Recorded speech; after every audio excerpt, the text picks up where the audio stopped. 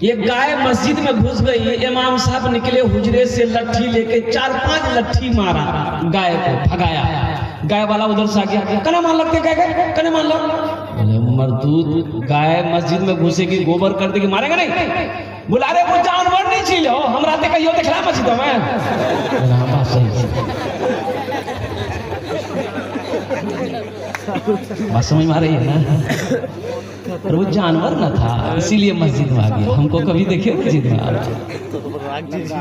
मुसलमानों होश में आओ, जगिए, अपनी मस्जिदों को आबाद कीजिए।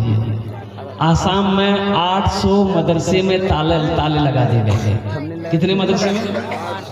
800 मदरसे में ताले लगा दिए गए, ये कह करके कि यहाँ पर पढ़ाई नहीं होती है, तालीम नहीं होती है, बच्चों को दहशतगर्द बनाया जाता है। इसलिए इन मदरसों में ताला लगाओ। बड़ा बड़ा मदरसा को ताला लॉक कर दिया गया।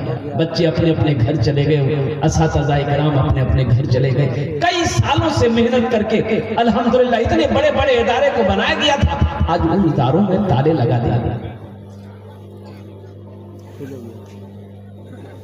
इसलिए अब भी वक्त है, इसलिए कि आप किसी से मुकाबला कैसे करेंगे? तालीम नहीं होगी तो आप मुकाबला कैसे करेंगे?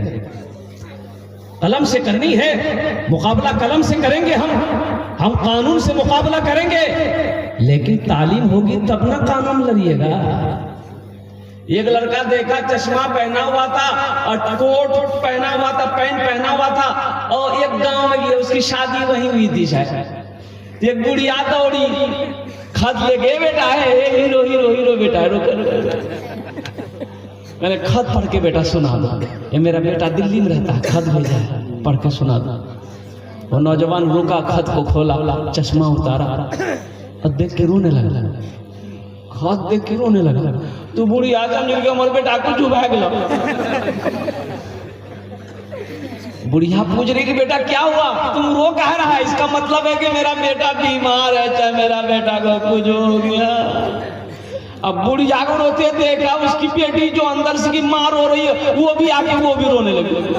देखते देखते तमाम औरतें रो रही, इधर ये लड़का रो रहा है, सब हक्का बक्का। भाई बात क्या है, फिर रोने के सबब क्या है, वजह क्या है, रो क्यों रहे हो भाई? बता कोई वजह। बोला खत की वजह से। एक नौजवान बोला कि भाई लाओ तो खत में क्या लिखा। तो उसमें खत में लिखा था कि अम्मी जान आप खैरियत से हैं, हम बहुत अच्छा से हैं और कोई दिक्कत परेशानी नहीं है। 5000 टका हम भेज दिए हैं, छोड़ा करके दवाई भी खाइएगा, अब दूध वगैरह पीजिएगा, अपने सेहत का ख्याल रखिएगा, मेरे लिए दुआ कीजिएगा, 2-4 महीने के बाद हम घर आ जाएंगे।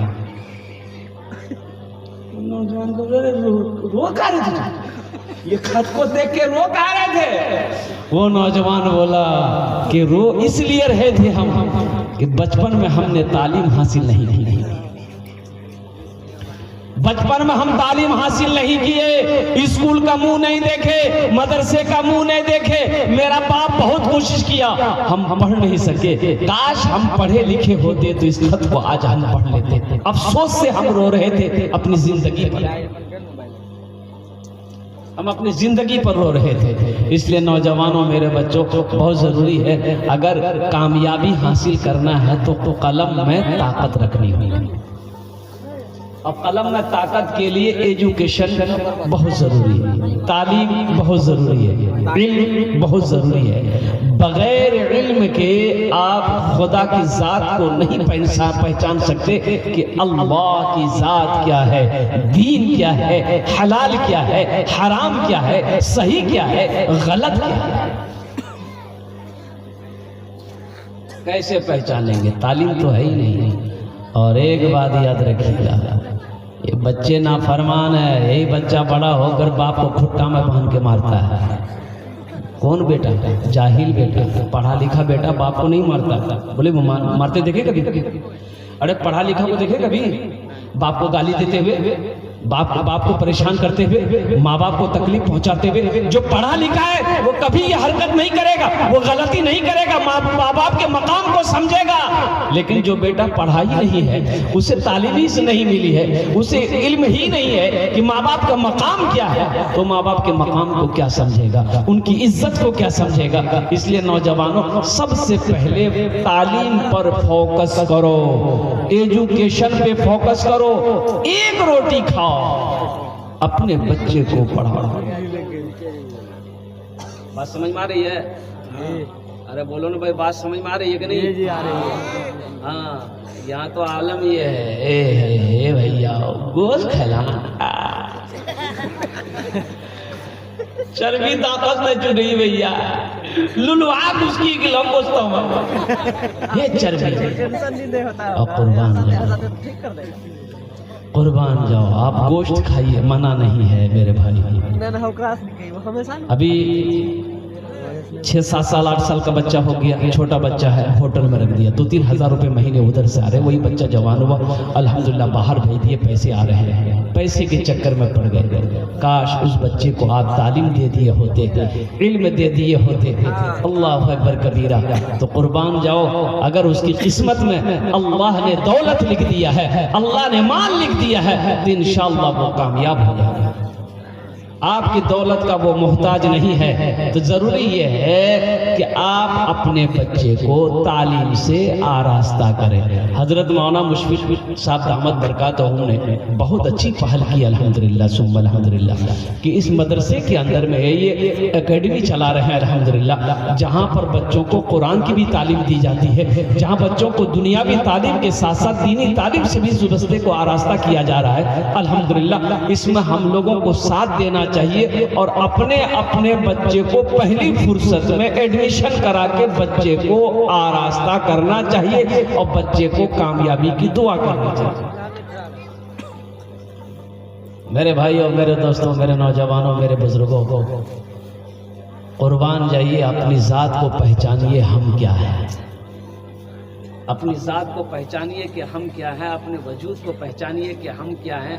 एक बात याद रखिए कि जब तक तालीम नहीं होगी आप अपने वजूद को नहीं पहचान पाइए। चाहे बेटी हो चाहे बेटा हो, उसको पढ़ाइए, डॉक्टर बनाइए, इंजीनियर बनाइए, प्रोफेसर बनाइए, मास्टर बनाइए, वकील बनाइए, हाफिज बनाइए, आलिम बनाइए, लेकिन पढ़ाइए। लेकिन बोलो भाई, लेकिन पढ़ाइए। एक मौलवी साहब से एक नौजवान ने कहा कि हजरत बस एक सवाल का जवाब दे दीजिए। बोला कि बोलो।